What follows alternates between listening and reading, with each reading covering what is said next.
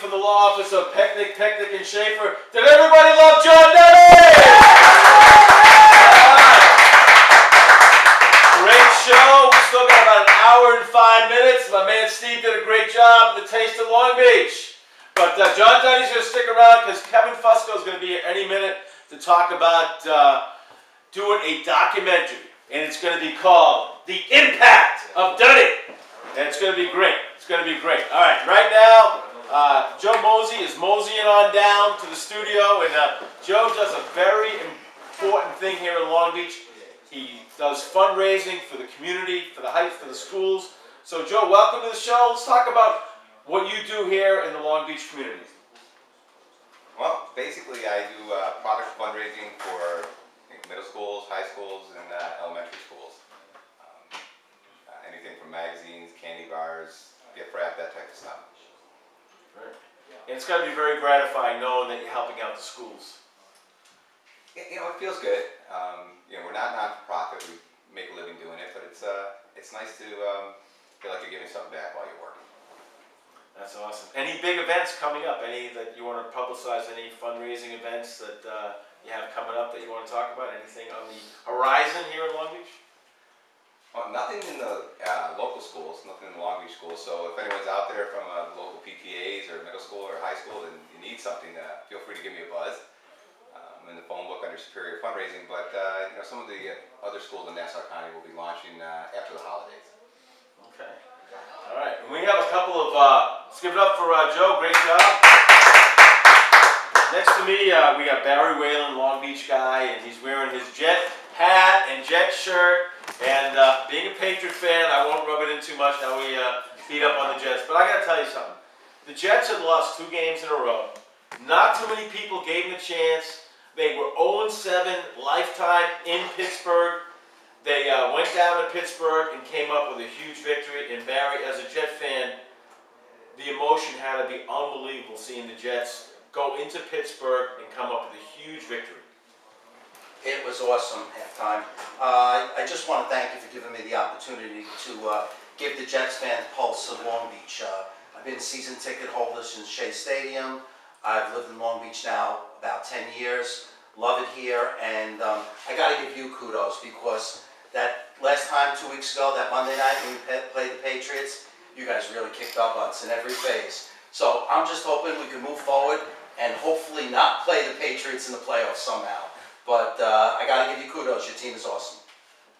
You know what's kind of funny is that in pro sports you can go from a dummy to a genius overnight. And the game against Miami was so frustrating for Jet fans because the Jets defense totally stifled Miami. I think Miami got 5 first downs the whole game, but through a couple of turnovers, whatever, Miami pulled the game out. And at the end of the game, the fans were chanting, "Fire Shardy, fire Shardy," the offensive coordinator. Then in Pittsburgh, he calls a brilliant bootleg on 4th and 1. Sanchez runs in, and he's gone from the village idiot to a genius overnight. Isn't that about what pro sports is all about, Barry? Is that Brian Schottenheimer has a huge call, and he goes from the village idiot to a genius overnight?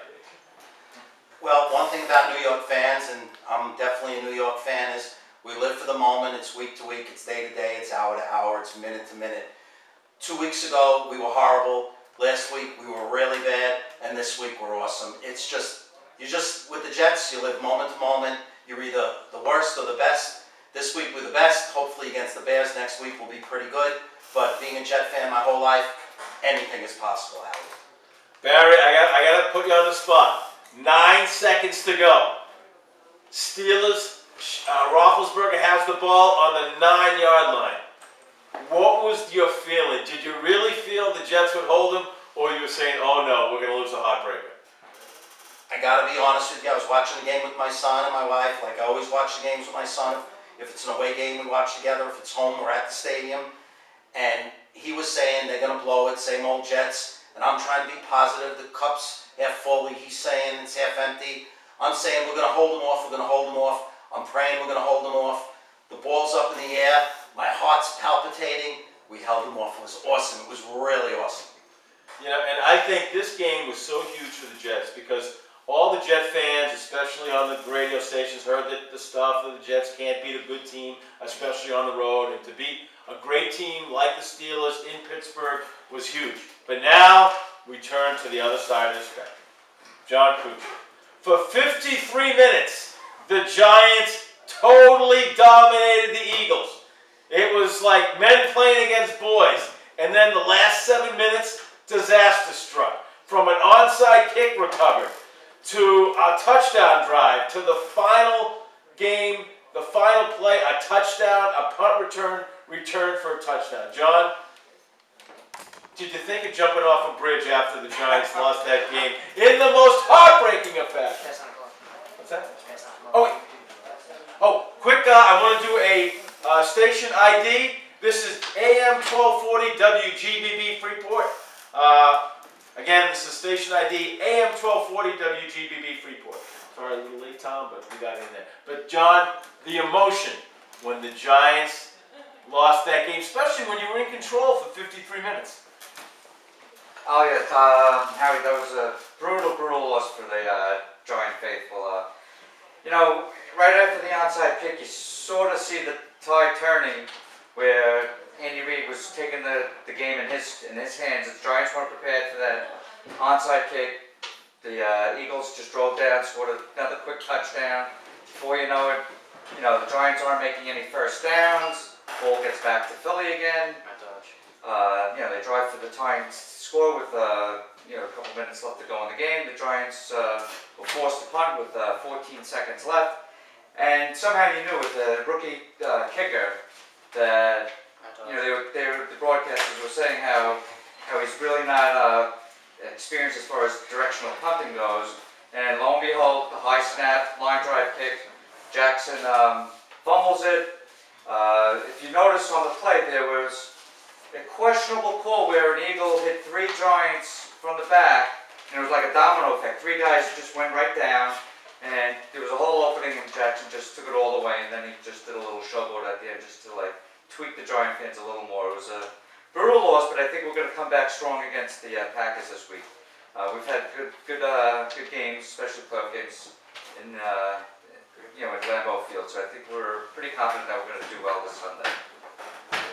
Yeah, you would hope they take the anger out on Green Bay because, honestly, I think the Giants for 53 minutes dominated that game, and sports is all about momentum. And sometimes when the other team gets the momentum, things can happen. And from the onside kick to the punt return to the long drive, and Michael Vick got in the rhythm. But I think Eli had spoke in front of the team, gave a speech from the heart. You think that will have a really great impact because that really is out of character for Eli Manning to get in front of the team. But I think it's something that might inspire the other players. Yeah, it's sort of out of the box for Eli to come out and speak in front of the team like that. So I think when he actually does it, it means more because he's taking the ball in his court and he wants to really take the team under his wing and bring them a victory for the next 2 weeks and go strong into the playoffs. All right. Go Big Blue! Barry, you got your victory. The Jets fans are feeling good again. Are you going to beat Chicago and make the playoffs this week? I'm pretty confident. I think we're going to beat Chicago. I got to say that I think the Jets and the Giants actually like the tough road. I don't mind us being wild cards and marching on the road, being road warriors, and Jets, Giants, and Dallas. It's going to be a beautiful thing. Patriots, Falcons, I think that's what we're going to see in Dallas. John, you have faith the Giants can bounce back? Yeah, I think if they stick to their game plan this Sunday, and Coach Coughlin basically keeps the team playing for 60 minutes instead of 53 minutes, I think we'll come home with a victory and then finish strong against Washington. All right, guys, we have run out of time. Thank you very much. Jets going to win this week? Absolutely. Giants going to win this week? Okay.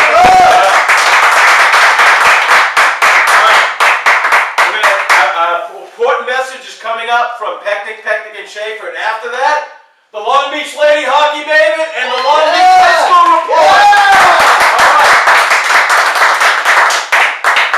And more fun coming up from the prestigious law office of Pechnick, and Schaefer on the the Wild West End on Beach Street. This is Broadcasting on the Beach. I am Halftime Howie, and this is Long Island's first and oldest radio station.